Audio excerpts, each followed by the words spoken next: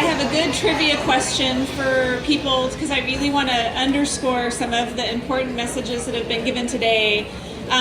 Who wants to guess how many babies we take care of and pay for that are born in California every single day? Oh, okay, great. Anybody want to guess how many babies we take care of? What about you? No. So if there's 550,000 births in the state of California every year, we pay for over half. So half the babies walking around in this state are here and they're healthy because of what Medi-Cal has done for them. And I think, what was just talked about in terms of the importance of what this program means. There are things and there are problems that government takes care of that no one else can take care of. And so the most expensive person in the state in Medi-Cal cost how much last year? Does anybody want to guess how much we paid for a single person to take care of them? Anybody want to give me any guesses? Come on, Louise. Throw a number at me. No. 1 million. No. So we spent, and I want this to really sink in, one person last year in Medi-Cal cost us $22 million to take care of.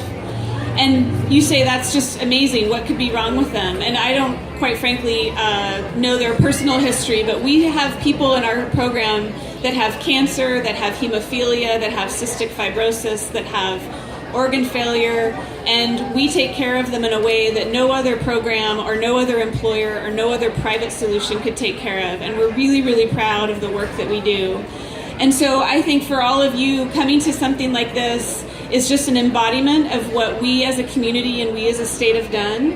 And I am younger than Medi-Cal by a few years, but when we first started this program, we issued little books to people that had stickers on them. And so if you were in Medi-Cal back in the day, you would walk into your doctor's office and you would hand them a sticker. And that sticker had your name and your social security number on it. And then they would send that sticker to the state and we would pay for it. And it was a really simple system. We had a lot fewer people back in the day. We only had 100,000 to start with. But when you think about what we do now and the sophistication of the clinics that you're seeing today and the delivery system that we take care of and the people that we take care of, it really is an evolution over 50 years that has taken this long. And I would like to say, the best is yet to come. And I would really want to emphasize that your advocacy and your work and your clinical care that happens here is what's going to position us for the next 50 years. And so I'm not going to talk much longer, but I do want to kind of close with one of my favorite stories in Medi-Cal. So when I was first director, someone who I don't know emailed me and said, they had a cousin or a nephew in Medi-Cal that was sitting at Stanford waiting for their second lung transplant. So they had already had one lung transplant. They were in their 30s, they were married, and they had a small child. And they were a number 120 on the transplant waiting list, and they said, we need you, Jennifer, to authorize moving them from Stanford to Phoenix, Arizona, because a hospital is willing to take them, and if they can go there, they'll be number 7 on the transplant list instead of 120 in Stanford.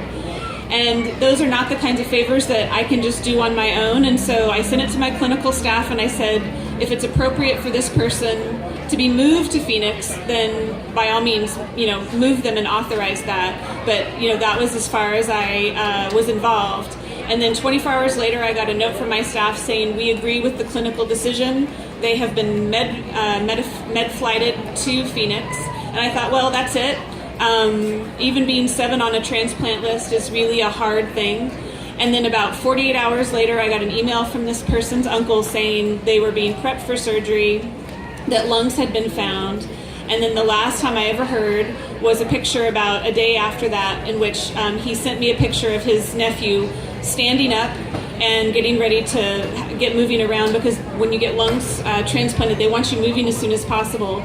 This is a program that does the most amazing, phenomenal work, and we can, talk about it in really large numbers and really big dollars. But when you go to a clinic like this and you see kids walking around getting vaccinated, and you see homeless people getting services here, and you have people's mental health issues being taken care of, it really does stretch the imagination of what more is possible from a program like this. So whether you need a lung transplant or whether you need a flu shot, this is a program that's really here to deliver for California and for Californians in need. And so for that, I want to say thank you to each of you.